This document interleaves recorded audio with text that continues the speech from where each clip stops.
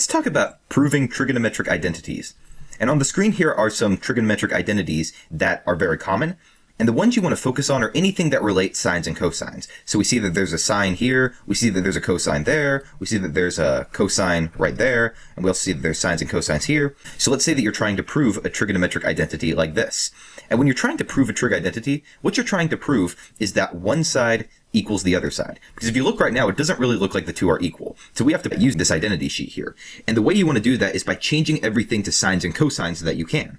So I can see that I have a tangent, and let me get rid of this dot here. So I can see that I have a tangent and a secant in my situation here. So what I'm looking for is anything that relates tangents and secants to sines and cosines.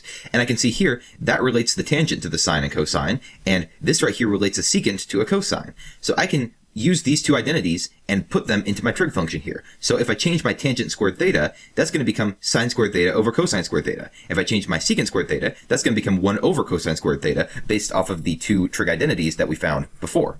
Now, the right side, of course, is going to stay the same, and so we're going to end up with this.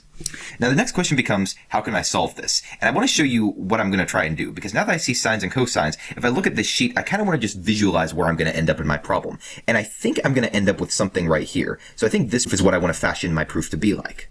So let's go back to where we were at here. And let's see how we can do this. So I'm just going to use some algebra here.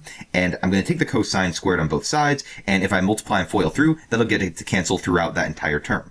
And what I'm going to be left with here is sine squared theta minus 1 equals negative cosine squared theta. Now from here, what I can do is I can add 1 on both sides. That's going to get the 1's to cancel, leaving me with negative cosine squared theta plus 1 or 1 minus cosine squared theta. I can now add that cosine squared theta on both sides. That's going to get the cosine squared thetas to cancel, and I'll be left with sine squared theta plus cosine squared theta equals 1. But look at this trig identity sheet. That's exactly what we have right here. So now I can just take that entire term and say that it's 1, because this right here is equal to 1. We have it there on our trig sheet. So what I now just proved is that 1 equals 1, and we have proven this trigonometric identity. Now, one more thing I want to mention is why you might want to use some of these other identities that don't involve sines and cosines. And for example, if you had like a cotangent of some value x, let's just say, and you wanted to convert this to sines and cosines, you could use this up here, where the cotangent is 1 over tangent. So you could say this equals 1 over tangent x, where tangent is sine over cosine. So you could say that's 1 over sine x over cosine x, and then you could flip this expression and bring it up top, which would be cosine x over sine x. So as you can see, we just converted this cotangent all the way from here using these trig identities as kind of a puzzle to solve our way all the way to get this value here. Now, you could also use some of these equations down here to take shortcuts and to get there faster, but either way, you can develop your own strategies. This is just a general way you would want to solve trigonometric identities.